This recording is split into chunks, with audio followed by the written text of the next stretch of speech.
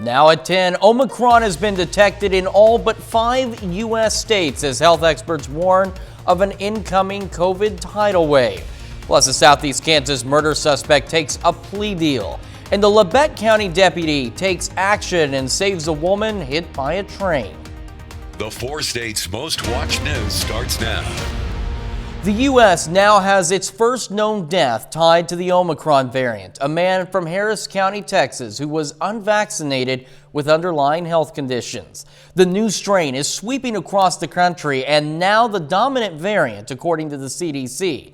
Deborah Alfarone has the details from Washington.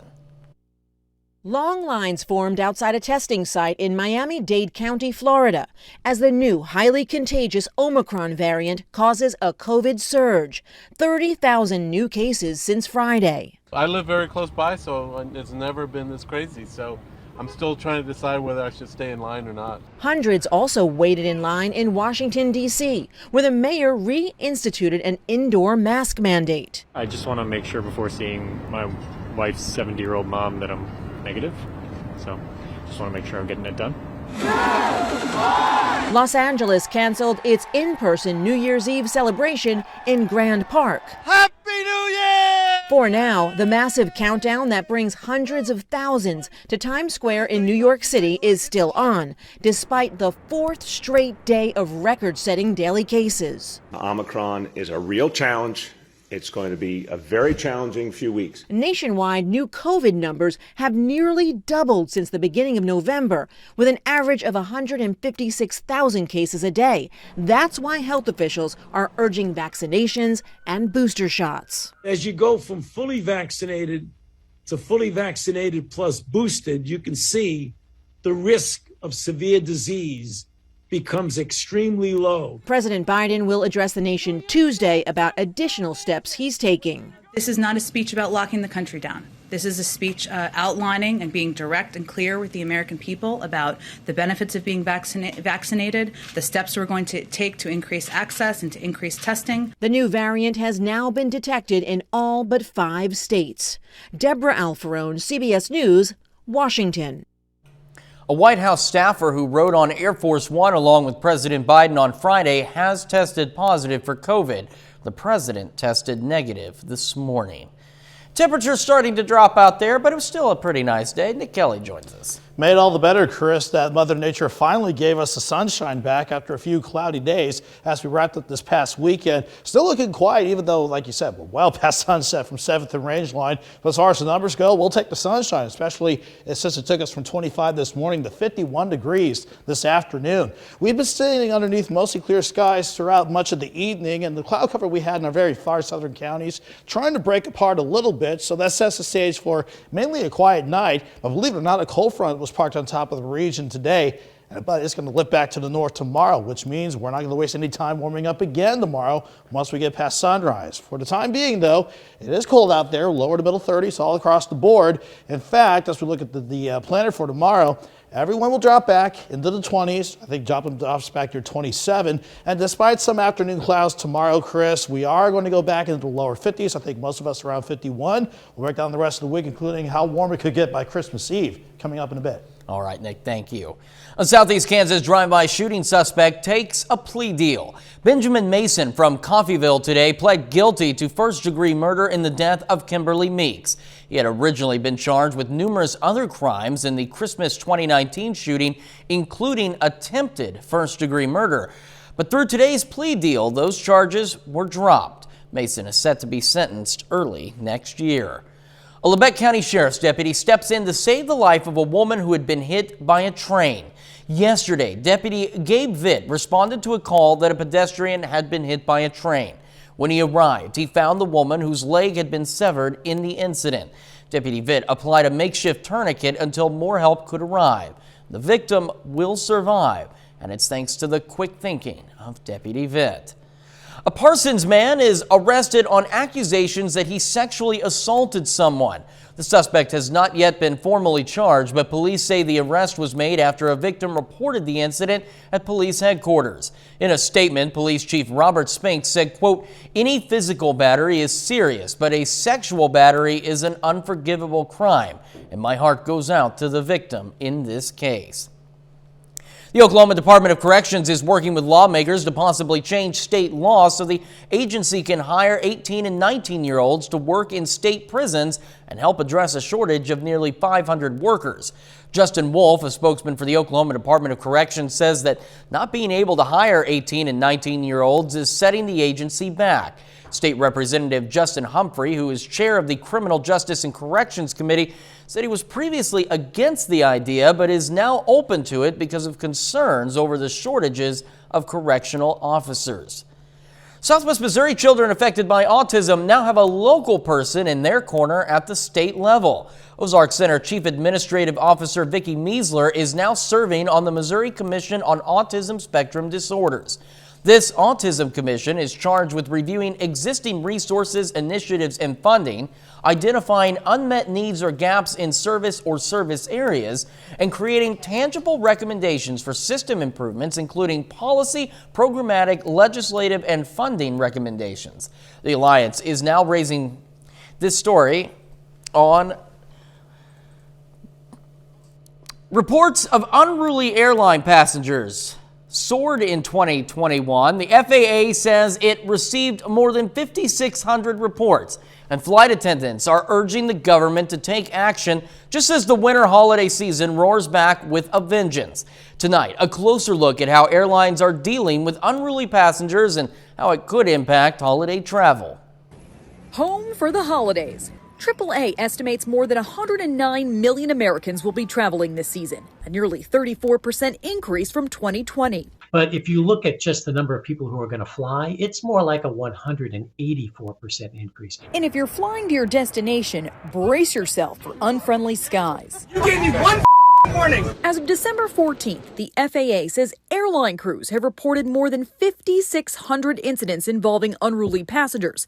The agency usually investigates fewer than 200 incidents a year, and more than 4,000 of the incidents reported in 2021 were mask-related. The biggest problem for flight attendants is that when there is inconsistency in communication, that puts us in harm's way because we are charged with enforcing that mask mandate. Sarah Nelson with the Association of Flight Attendants says changes are needed to stop the violent behavior on planes, including mandatory self-defense training and industry-wide no-fly lists for disruptive passengers, and an end of alcohol-to-go cups at the airport. When people have that alcohol and then they go up in the air and the cabin is pressurized at 8,000 feet and they have less oxygen coming in, that affects them more and they make bad decisions. And it is a major contributor that is getting our people hurt, and it needs to stop. And as travel soars to new heights this season, Nelson says the industry is ready. We believe that the holidays are going to be okay for the consumer, for the traveler, because we negotiated with the airlines incentives for people to come to work. For today's Consumer Watch, I'm Jen Sullivan.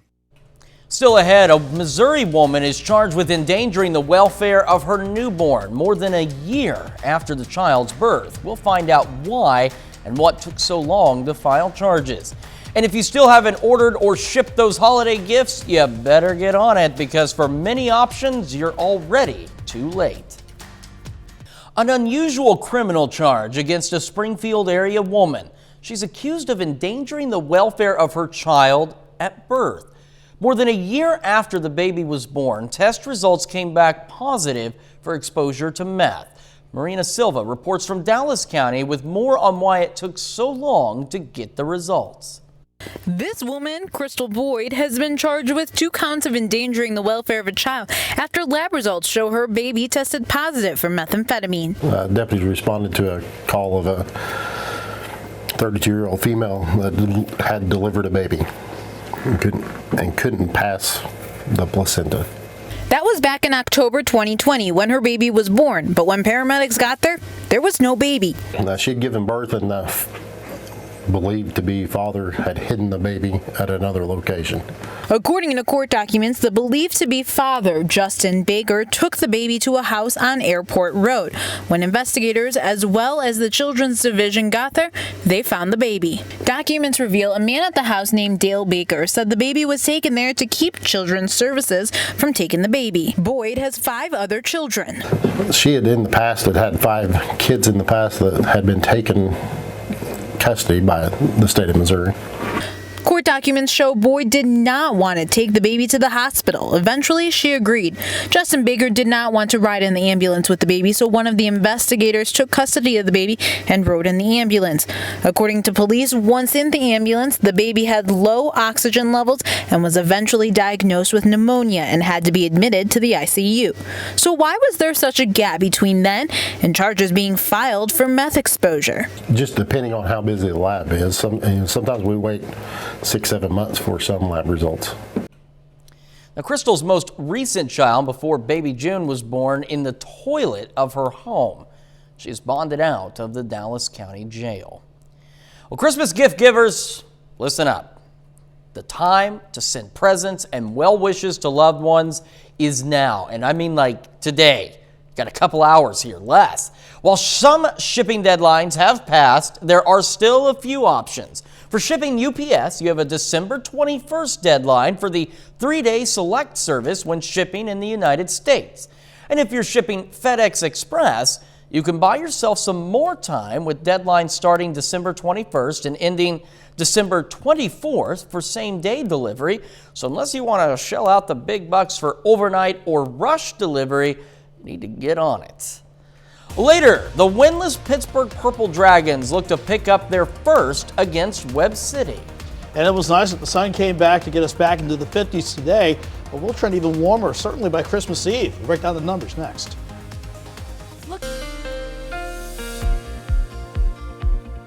Well, it took us a few days, but it was nice to finally see the sun back in action to really help temperatures out, especially pushing us back near 50 this afternoon. Even though we're well past sunset now, still looks nice with the live shot from Indigo Sky Casino and Resort, not only outside of Seneca, Missouri, but in fact the entire area looks pretty good as we continue into the late night hours. And again, this was a big help, the sunshine returning, especially when it comes to temperatures. We only made it into the upper 30s thanks to the cloud cover clearing out later than it's anticipated during yesterday afternoon. But after we dropped back into the mid-20s this morning, right back near 50 across much of the region this afternoon. We'll do it again tomorrow. We just got to get past another cold night ahead of us, but at least it looks okay once again with a little light traffic still in place on the east side of Joplin, but 35 in the city and at Joplin Regional with a calm breeze and the humidity not too bad, sitting at 76%.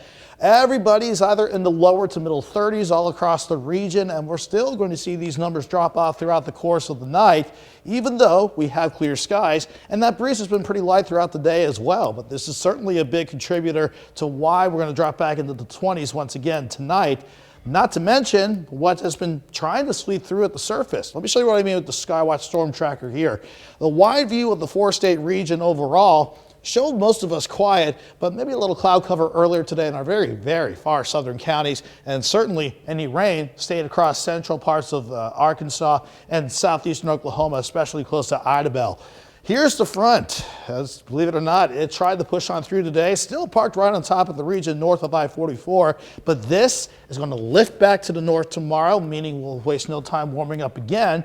Plus, the upper levels will help out with the warming trend as well. Once this upper level low takes the rain chances to the south out of the way, the returning jet will keep us in the 50s for the next few days and push us close to mild territory, almost record-breaking territory by Christmas Eve. So let's start breaking down the numbers with tonight first and foremost. Mostly clear skies, maybe a few clouds for some as the morning drive gets underway, but it doesn't change the fact that everybody will start cold in the morning, with many of you dropping back near 27 degrees. We continue throughout the day, keeping things quiet. That southwesterly breeze turning more westerly at 5 to 15 in the afternoon, and even with some passing partly sunny skies, Joplin will be at 46 by noon. We'll top out at 51 degrees. In fact, most of us will be in the lower to middle 50s. So almost exactly where we were today. We'll just do it all over again for tomorrow. Here's the jet stream setup for the rest of the week. Here's the jet lifting back to the north. That keeps us in the mid 50s for your Wednesday. near 60 on Thursday. This upper level system out west, that won't come into play until early next week. Until it gets here, look at this setup. Partly sunny, jet to the north. We are mild, no shot of a white Christmas, unfortunately, with a mild Christmas Eve. We'll turn chilly again for Christmas Day. Then down the road, sticking with Doug's pattern, we'll watch for maybe a few showers on Monday, then an interesting storm system that'll try to materialize by early next week. But 51 tomorrow for the first day of winter, mid-50s Wednesday, near 60 on Thursday, 70 on Friday for Christmas Eve, Chris. Keep in mind, we should be in the 40s, but not only that, the record high for Christmas Eve was 73, set back in 55. So I don't think we're going to exactly break it, but we should not be coming close to record highs at any point during the Christmas holiday. No, we should not. And boy, we're certainly going to flirt with that record high, aren't we? But if it's any consolation, that warmth is going to keep us dry, keep local travel good. That's good. Nick, thank you so much. Well, coming up in sports, a Chiefs star is put on the COVID list ahead of the team's Week 16 game against the Steelers. And Pittsburgh hosts a border battle against Webb City. Jacob Leonard has that and more next.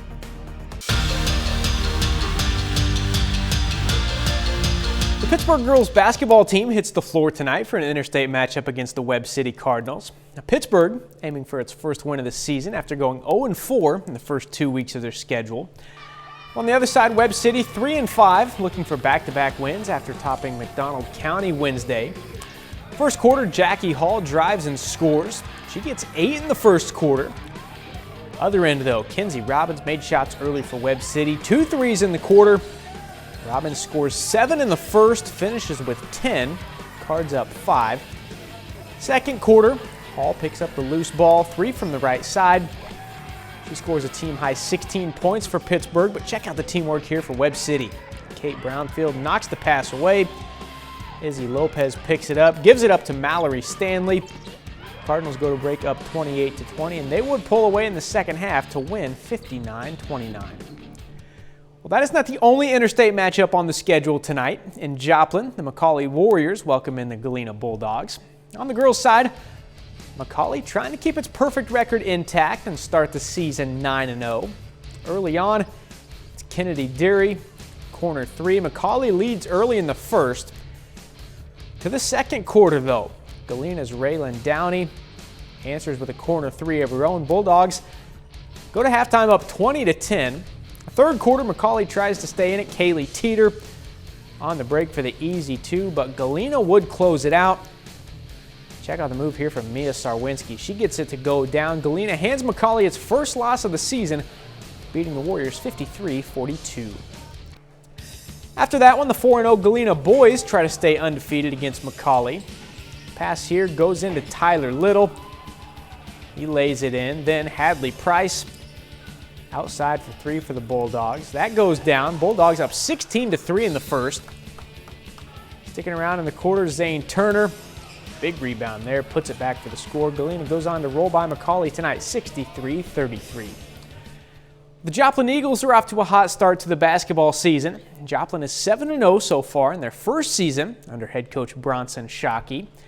And that includes winning a tournament title at the Carthage Invitational earlier this month. They'll be back on the floor tomorrow night, aiming for an 8-0 start against Parkview. And here's the team on what's been key to their undefeated start in the first month of the season.